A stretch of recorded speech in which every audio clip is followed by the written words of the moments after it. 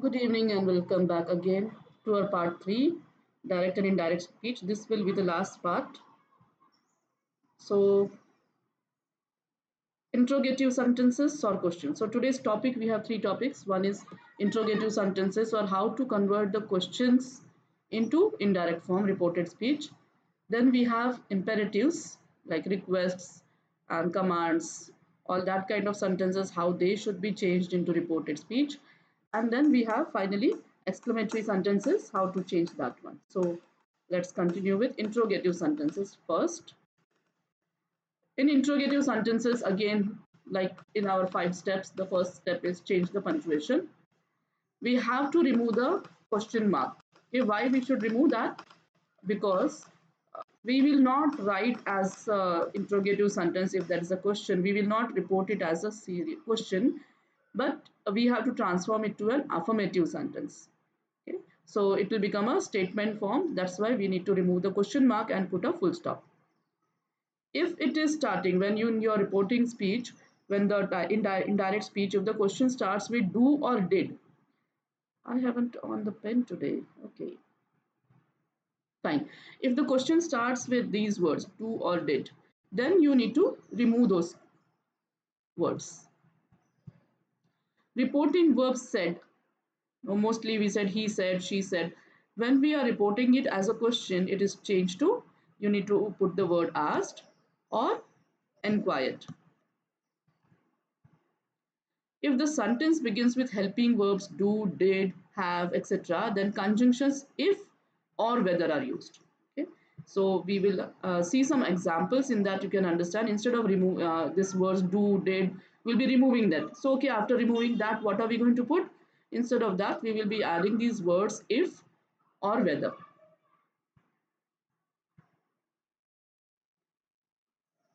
Let's have a look at some examples. He said to him, do you live here? See, this is a question. How does it start? It starts with do. Our first step was we are not going to have this question mark. We are not going to definitely have this inverted commas, this comma. So we'll change to, and said will change to asked. He asked him. So with to will remove this. He asked him. Instead of do, we write if he lived there. We have changed this pronoun you to he. Why? Because it's a him. If it was a her, then it would be she. Or we can even write instead of that, he inquired, because it's an inquiry. He inquired if he lived there. Okay? So he asked him if he lived there, or he required if he lived there. If you notice, I have made a mistake here. I shouldn't have added this. This has to go. Instead of that, there should be a full stop. Okay. She said to her friend, are you coming to school tomorrow? So this is again a question. So she asked her friend, she's asking, so asked her friend if, instead of are, we are putting if. And remember, we are not putting here that, he said that, she said that nahi aa raha hai. Some noise in the background. Children in my street are having, I don't know what celebration today, they are bursting crackers. I don't know why. She asked her friend if she was going to school the next day. You. Okay, so you, किससे कहा है? Her friend, it's a girl, so she was going, coming. If you remember the previous videos, come goes becomes changes to go. Was going to school the next day. Tomorrow, instead of tomorrow, we have next day. My mother said to me, what do you want? It's a question. My mother asked me what I wanted. Now, I want to draw your attention to this format. Okay.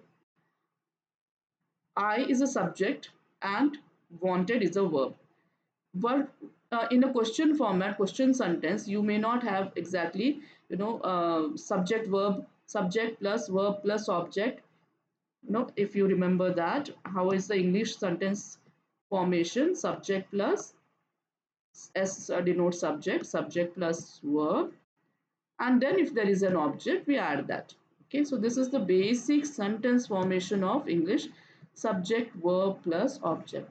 So when you are putting a question sentence in the reported speech, you need to follow this subject and verb agreement pattern. Why? Because this is not a question sentence. It is a uh, affirmative sentence. So subject and verb.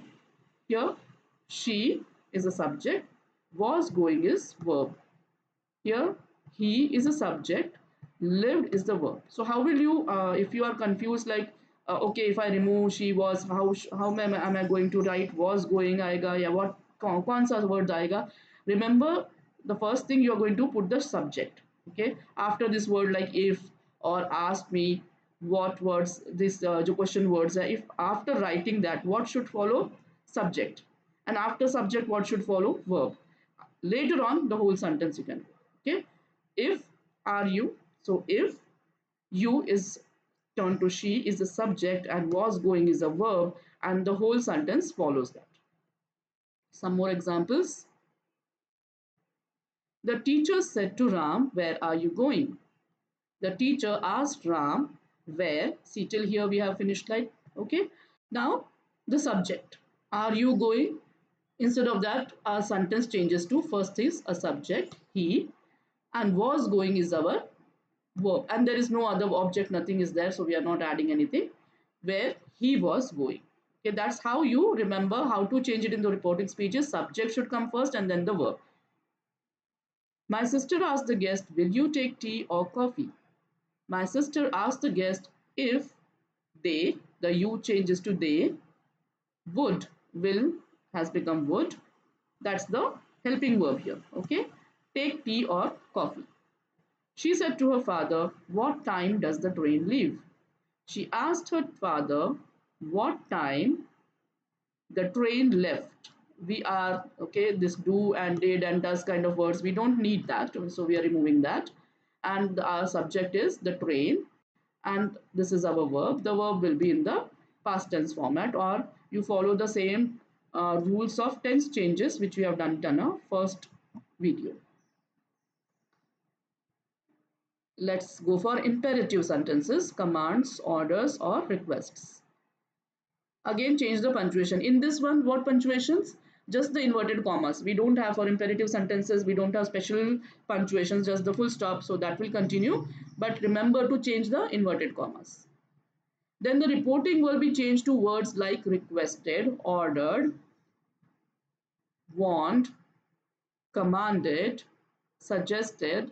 How will you know which one to use? That we have to read the sentence and then find out. Okay, sometimes it is mentioned, sometimes it is not.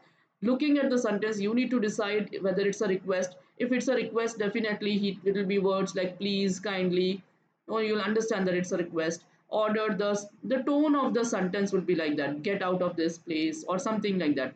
Warned, do not go near the water. Commanded, let's all march. Suggested, please study hard, or no, you must study hard. So deciding, looking at the sentence, you need to decide what kind of a imperative sentence is it.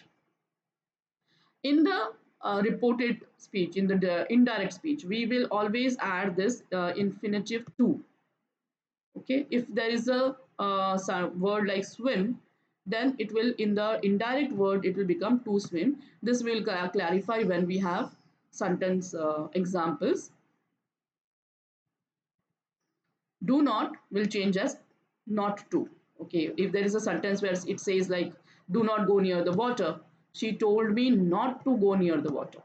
Okay, so do not changes to not to. Examples, there is a mistake here. Okay, he said please open the door. So since we have a word here please, we understand it's a request. So instead of said, we are using the word requested. He requested me. Now, in imperative sentences, it is understood the command, the request, the warning is given to the person who is speaking. Okay, so we normally use here the first person only, unless it is very clearly given that the command was given to somebody else. If nothing is given, understand that it is given to me and the first person. Okay, so use the first person pronouns. He requested me to do what? To open the door. Now this infinitive to is added here. Open the door. Open is the verb. In front of the verb, we will add this word to. Okay, to is an infinitive. This we need to add here to every imperative sentence. He requested me to do what? To open the door.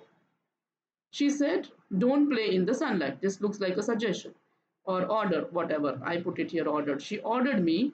It could be suggestion also because there is no kind of a word that suggests that it was order specifically, or want, or suggested, advised. You could use any other word here. She ordered me. Why me? Again, no specification. So assume that it is told to the first person. She ordered me not to, don't, do not. Okay, don't means do not. Do not changes to not to, that you have learned. And play, to play. Infinitive is added here. To play, to play in the sunlight. Mother said to her, do not waste time. Now, this can be a order, it can be a suggestion, an advice, a warning. Mother advised her.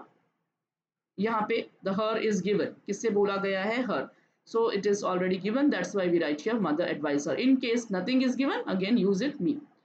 Do not, not to, and waste, to waste. So to waste time. The captain said to the soldiers, march forward. So since it's a captain telling the soldiers, we can assume that it's a command. So the captain commanded the soldiers to march forward. March forward, to march. The infinitive will always be there in the reported speech when it is an imperative sentence. Last, the exclamatory sentences. Again, change the punctuation. Exclamatory sentence always carries an exclamatory mark at the end or in the middle of the sentence where these words are there, like alas, hurrah, something like that. So you need to remove that. The exclamation mark will be changed to a full stop. Like in this sentence, we have forgotten a full stop. Okay. The reporting verb will be changed to words like exclaimed, wish, prayed. Most of the time, 90% or 80%, you get this word exclaimed.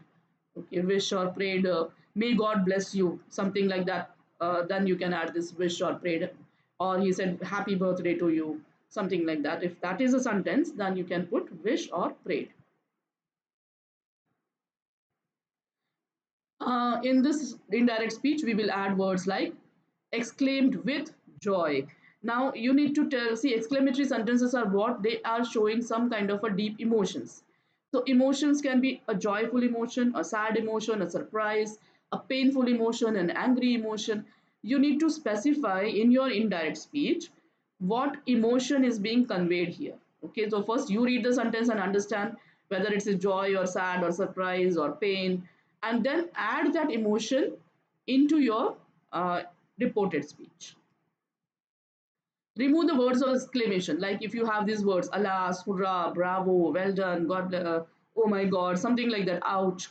Remove those words. We don't need them. Instead of those words, we need to add what emotion are they showing, like bravo, you are applauding someone, किसी का आप आप किसी को ये बोल रहे हो, वाह तुमने बहुत अच्छा काम किया है, तो आप किसी की तारीफ कर रहे हो, applauded. So that you emotion has to be added. Alas, बहुत दुख की बात है. Hurrah, बहुत खुशी की बात है. I'm so happy. So remove this word, okay, but add the emotion. शब्द को हटा देना है, emotion को दिखाना है, because exclamatory sentences in themselves means emotion. So if you fail to explain the emotion in the sentence, it's not the correct this thing. Again, exclamatory sentence ko you are going to change them into plain affirmative sentences. Now, some words like, what emotions they say, these are very limited examples I've taken, but these are often repeated exam words. So that's why I took that. There are some more. It can be, just see the emotion. Wow. When do you say wow? It can be with joy or amazement or surprise. If you don't want to use the word amazement, you can use surprise. Well done, bravo. It's applauded. किसी के लिए ताली बजाना, तारीफ करना, वाह क्या अच्छी बात है, बहुत अच्छा किया. Sorry, with regret or regretfully. You use the word regret. बड़े दुख की बात है. Hurrah! Exclaimed with joy. Alas! Exclaimed in sorrow. Ah! Exclaimed in grief or sorrow. Ouch! Exclaimed in pain. So this table, you can have a look at it. As I told you, I will be sending some PDFs in the WhatsApp groups with all these tables which I've already shared in all these first or second videos also, so that you can have it for your reference. Examples. Um, okay. The player said, "Hurrah, we have won the match." So, what is the emotion here? It's a joy. So, players instead of said, we use the word exclaimed. Exclaimed in what? In joy. No, they're very happy. We have won the match. That they had won the match. Okay, this again we are changing the form of the sentence. We have, they had.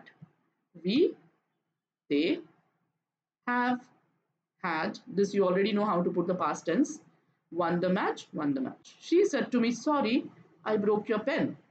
She said to me in regret. Okay, sorry is in regret. So in when you say sorry or something, you don't actually exclaim, like, "Ah, wow," that's an exclamation. So but sorry is a little softer kind of an emotion. So um, I haven't used the word exclaimed. She said to me in regret, but we have shown the emotion that she had broken my pen. I broke your pen.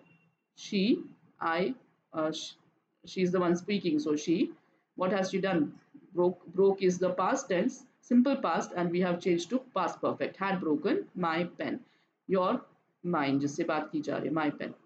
She exclaimed regretfully. So, okay, this is a different way of writing this. If I want to use the word exclaim, she explained in what? In regretful. Okay, so she exclaimed regretfully that she had broken my pen. The soldier said, "Alas, I lost my sword." The soldier exclaimed sadly. He's very sad. That, what does he explain? This word that conjunction has come back now in imperatives. He had lost his sword. I have lost my sword.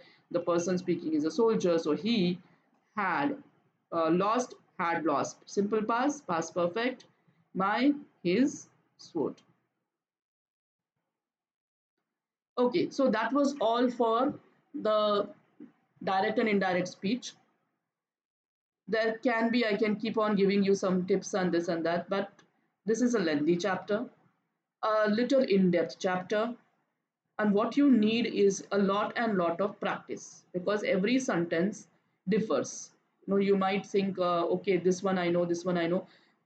This is like maths. It will not work if you just practice, whatever sentences are given in your exercise book, and you may just practice that 3 4 times and memorize that and go. If your school is that kind where they ask only from the exercise book, you might end up getting good marks. But if the sentences are changed, like in mathematics, you are sometimes supposed to understand the concept behind it. Okay, the same numbers are never given. The same thing in grammar, same sentences are not given. The concept is used, changing the tenses, changing the imperative, changing the exclamatory. Okay, all that concepts are used. The teachers want to check whether you have understood the concept. So please understand the concept, and for getting expertise, practice. If you have your own exercise books, practice. Ren and Martin book, practice. On the YouTube you get a lot of other sentences. I will be sharing some PDFs. If you truly want to expertise, get an expertise in this and master it, then just practice, practice, practice. Okay, so we are discontinuing with this series. Next is verbs. Most important chapter of your English grammar. So stay tuned, and next week we will follow this verbs chapter. Again, it will be again a 3 to 4 series. Many students have asked me for helping auxiliary verbs, modal verbs. So that will be covered in this chapter. Okay, so stay tuned for this. I hope the series about this direct and indirect was helpful. If you still have any doubts, you can personally feel free to DM me or put it in the comment, and let me see if I can help you in other ways. Okay, all the best. Thank you, children.